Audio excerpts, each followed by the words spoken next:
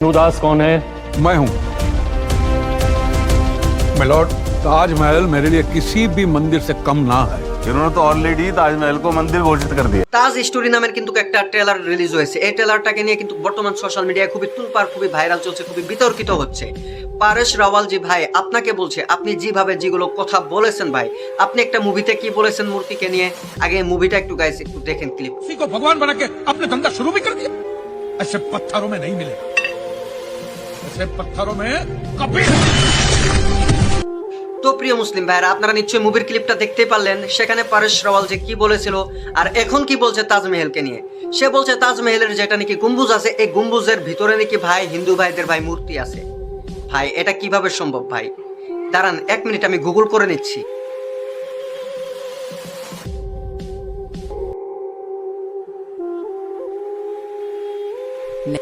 ताजमहल के गुंबद के अंदर कोई मूर्ति नहीं है। गुंबद के अंदर शाहजहां और मुमताज महल की कब्रें हैं जो संगमरमर की संरचना में है। असली कब्रें तहखाने में हैं, जबकि मुख्य कक्ष में उनकी नकली कब्रें हैं। তাজমহলের দরজার মুড়ি দিয়ে কিন্তু লেখা আছে ভাই ওয়ালে আরাবিক। ভাই সেখানে মূর্তি কিভাবে থাকবে ভাই? এটা মুসলমানেরা বানিয়েছে ভাই, মুসলমানেরা বানিয়েছে শাহজাহান। সেখানে মূর্তি কিভাবে থাকবে ভাই আপনি বলেন তো? বর্তমান আপনাদের এই বিজেপি সরকার হিন্দু, সে কিন্তু বর্তমান ভারত শাসন করছে ভাই। তারা কিন্তু খুলে খুলে দেখে যে কয়টা দরজা আছে তাজমহলে, এই দরজার ভিতরে কি কি আছে ভাই, এগুলো কিন্তু কয়দিন পর পর সাফ সাফাই করা হয় ভাই। আপনি যেভাবে বলছেন সেখানে মূর্তি আছে, যতটুকু দরজা আছে তাজমহলের ভিতরে সেগুলো তো নাকি মূর্তি আছে ভাই। এসব আপনি কিভাবে বলতে পারলেন ভাই? আপনারা আর কোনো ভাই কন্টেন্ট পান নাই সিনেমা বানানোর জন্য ভাই?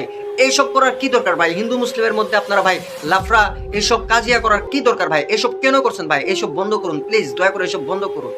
আর অনেক মানুষ মানে পারেশ রাওয়ালজিকে মানে অনেক মানুষ মানে যত মুসলিম মানুষ আছে তারা কিন্তু তাকে মানে অনেক খারাপ বলছে। খারাপ তো বলবে, আপনি যেভাবে কথাটা বলেছেন ভাই, যেভাবে মুভিতে ট্রেলারে কথাটা বলেছেন, আপনাকে তো 100% খারাপ বলবে। প্রায় 400 বছর প্লাস হয়ে গেল তাজমহল বানানো ভাই, তখন থেকে আপনারা ভাই বিতর্কিত সৃষ্টি করেছেন। এখন পর্যন্ত 2025-এ এসেও আপনারা বিতর্কিত করছেন তাজমহলকে নিয়ে।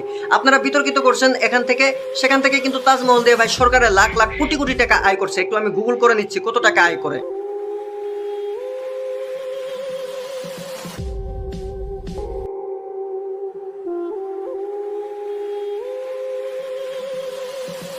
अकॉर्डिंग टू एबीपी न्यूज, इस अवधि में लगभग 67.8 लाख पर्यटकों ने ताजमहल का दौरा किया।